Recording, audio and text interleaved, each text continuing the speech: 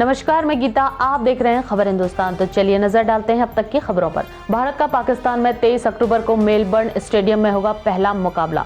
ICC ने शुक्रवार को T20 वर्ल्ड कप 2022 के कार्यक्रम की घोषणा कर दी है। इस कार्यक्रम के मुताबिक भारत अपना पहला मुकाबला पाकिस्तान के खिलाफ 23 अक्टूबर को मेलबर्न क्रिकेट ग्राउंड में खेलेगा। T20 कप का आगाज 16 अक्टूबर से होगा, जबकि फाइनल 13 नवंबर को मेलबर्न में खेला जाएगा। टूर्नामेंट में कुल 45 मुकाबले 7 अलग अलग शहरों में होंगे। सरकार की नई गाइडलाइन जारी, कहा 12 साल से बड़े बच्चों को जरूर पहनाएं मास्क। कोरोना वायरस से बचाव के लिए लगातार मास्क लगाने के कारण बॉडी पर साइड इफेक्ट्स पर चर्चाओं के बीच केंद्र सरकार ने नई गाइडलाइन जारी की है। केंद्रीय स्वास्थ्य मंत्रालय ने नई गाइडलाइंस में खास तौर पर बच्चों के मास्क प्रोटोकॉल को स्पष्ट किया है। मंत्रालय ने खास तौर पर कहा कि 5 साल से छोटे बच्चों को मास्क पहनाने की जरूरत नहीं है, लेकिन 12 साल या उससे अधिक उम्र के बच्चों को हर हाल में वयस्कों की तरह ही मास्क पहनना चाहिए। बीजेपी की सदस्यता के बाद मुलायम से आशीर्वाद लेने पहुंची अपर्णा यादव। मुलायम परिवार की छोटी बहू अपर्णा यादव ने कल बीजेपी की सदस्यता ग्रहण कर ली है, जिसके बाद लोगों ने सोशल मीडिया के द्वारा बधाई देना शुरू कर दिया है। आज सोशल मीडिया पर अपर्णा यादव ने एक तस्वीर साझा की, जिसमें मुलायम सिंह यादव का आशीर्वाद लेती नजर आ रही हैं और लिखा, बीजेपी की सदस्यता लेने के पश्चात लखनऊ आने पर पिताजी से आशीर्वाद लिया। दिल्ली से हटेगा वीकेंड कर्फ्यू, केजरीवाल ने उपराज्यपाल को लिखा पत्र। दिल्ली में कोरोना के कम होते मामलों को देखते हुए दिल्ली के मुख्यमंत्री अरविंद केजरीवाल ने वीकेंड कर्फ्यू खत्म करने के लिए उपराज्यपाल को पत्र लिख सिफारिश की है।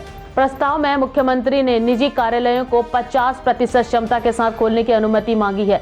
दिल्ली में नए मामले भी कम हुए हैं और पॉजिटिविटी रेट भी नीचे आया है, इसलिए केजरीवाल ने वीकेंड कर्फ्यू हटाने की सिफारिश की है। यूपी में ठंड से अभी कोई राहत नहीं। यूपी में पड़ रही कड़ाके की ठंड के कारण लोगों का जीवन अस्त व्यस्त हो चुका है और राज्य के ज्यादातर जिले ठंड और कोहरे से प्रभावित है। राजधानी लखनऊ में गुरुवार को न्यूनतम तापमान 4.5 डिग्री सेल्सियस दर्ज किया गया, जो सामान्य से 3 डिग्री सेल्सियस कम था। आज सुबह ज्यादातर जिलों में कोहरे की चादर लिपटी रही और लोग ठंड के चलते घरों में ही दुबके रहे। लखनऊ समेत ज्यादा जिलों में आसमान में बादल छाए रहे। मौसम विभाग का कहना है कि यूपी के कुछ इलाकों में 21 से 23 जनवरी तक बारिश होने की संभावना है। ऐप के जरिए अनस मोहम्मद ने ठगे 84 करोड़। चीन में बैठे लोगों की मोबाइल से खुफिया जानकारी लेने वाला भारतीय शख्स अनस मोहम्मद को प्रवर्तन निदेशालय ने गिरफ्तार कर लिया है, जिसमें वे पावर बैंक और अन्य फर्जी ऐप बनाकर लोगों से ठगी करता था। ईडी ने बताया कि यह शख्स लोगों से निवेश करने को कहता है और दैनिक और साप्ताहिक ब्याज देने को भी वादा करता था। फर्जी ऐप के जरिए अनस ने लोगों से अब तक 84 करोड़ रुपए की ठगी कर ली है।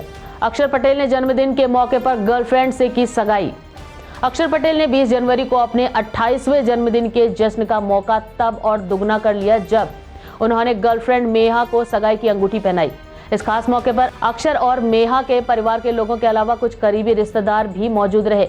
अपने बर्थडे को खास बनाने की अक्षर ने पहले से ही कैसी तैयारी कर रखी थी, इसका अंदाजा उनके बर्थडे पार्टी की तस्वीरों को देखकर लगाया जा सकता है।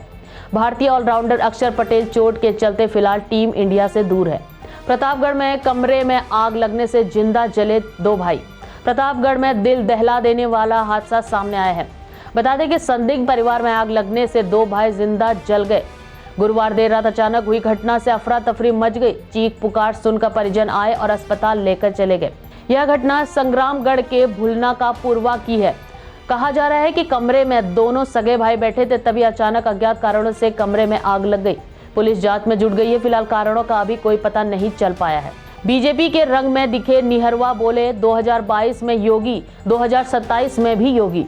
उत्तर प्रदेश में चुनाव जारी हैं और 2019 के लोकसभा चुनाव में समाजवादी पार्टी के अध्यक्ष अखिलेश यादव के खिलाफ आजमगढ़ से चुनाव लड़ने वाले भोजपुरी स्टार और बीजेपी नेता दिनेश लाल यादव निहरवा ने कहा कि राज्य में बीजेपी की सरकार बनने जा रही है और 2022 में योगी आदित्यनाथ राज्य के सीएम बनेंगे और उसके बाद 2027 में भी योगी भी राज्य के सीएम बनेंगे। उन्होंने कहा कि एसपी अध्यक्ष अखिलेश यादव आजमगढ़ से चुनाव जीतने के बाद फिर वहां नहीं गए। इंडिया गेट पर अमर जवान ज्योति जलाने पर राहुल गांधी ने सरकार पर किया हमला। दिल्ली के इंडिया गेट पर जलने वाली अमर जवान ज्योति का आज राष्ट्रीय युद्ध स्मारक में जल रही लौ में विलय किया जाएगा। अमर जवान ज्योति की स्थापना उन भारतीय सैनिकों की याद में की गई जो 1971 के भारत पाक युद्ध में शहीद थे। इस युद्ध में भारत की विजय हुई थी और बांग्लादेश का गठन हुआ था। केंद्र सरकार के इस फैसले का कांग्रेस नेता राहुल गांधी ने विरोध करते हुए कहा कि कुछ लोग देश प्रेम और बलिदान नहीं समझ सकते। उसके इस बयान पर केंद्र सरकार ने जवाब दिया है। तो ये थी अब तक की खबरें। अगला अपडेट पाने के लिए देखते रहिए खबर हिंदुस्तान।